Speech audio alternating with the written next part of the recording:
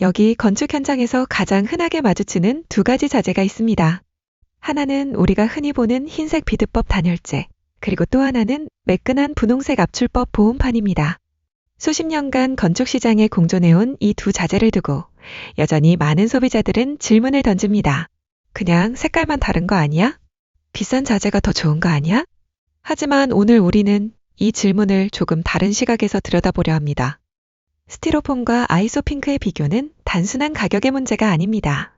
이것은 각 자재가 가진 고유한 특성을 이해하는 과정이자 우리의 집이 열기와 냉기, 그리고 습기라는 외부 환경을 얼마나 잘 버텨낼 수 있느냐를 결정짓는 가장 현실적인 선택의 문제입니다.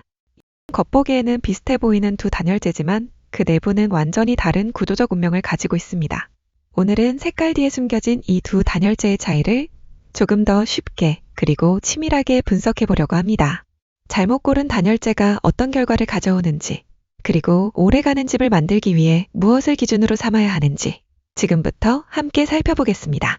먼저 두 자재의 정확한 명칭과 제조 방식을 이해할 필요가 있습니다. 단열재는 같은 두께라도 제조 방식이 다르면 단열 성능과 내수성, 강도가 달라지므로 이 차이를 아는 것이 현명한 선택의 첫걸음입니다.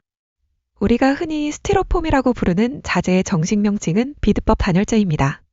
작은 구슬, 즉 비드를 금형에 채우고 고온의 수증기로 발포시켜 서로 용착해 만드는 방식입니다. 자세히 보면 작은 알갱이들이 뭉쳐있는 것을 육안으로도 확인할 수 있습니다.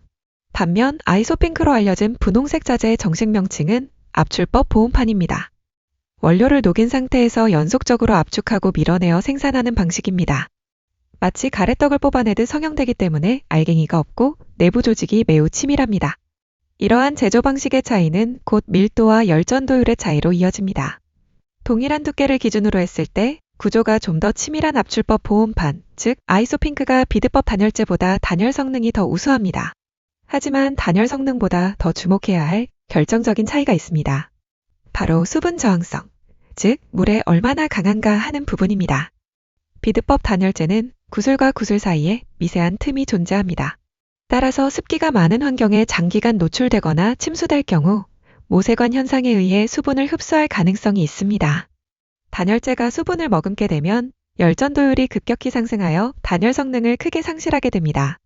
반대로 압출법 보온판은 독립기포 구조를 가지고 있어 수분이 내부로 침투하기 어렵습니다.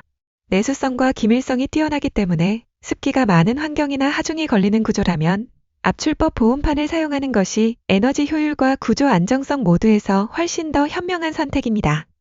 그렇다면 압출법 보온판이 모든 상황에서 무조건 정답일까요? 그렇지 않습니다. 시공성과 경제성 측면에서는 비드법 단열재가 뚜렷한 강점을 가지고 있습니다. 압출법 보온판은 표면이 매끄러워 시멘트 몰탈이나 접착제와의 부착력이 떨어집니다. 표면을 거칠게 만드는 별도의 면갈기 작업이 선행되지 않으면 마감재가 탈락하는 하자가 발생할 수 있습니다. 반면 비드법 단열재는 표면이 거칠어 미장재료와의 결합력이 우수합니다. 드라이비트나 스타코 같은 외단열 미장 공법에서 비드법 단열재가 표준처럼 쓰이는 이유가 바로 이 때문입니다.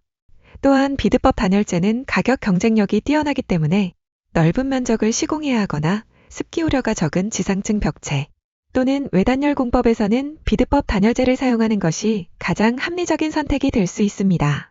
하지만 이 두 자재를 선택할 때 성능보다 더 주의 깊게 보셔야 할 부분이 있습니다. 바로 화재 안전성입니다.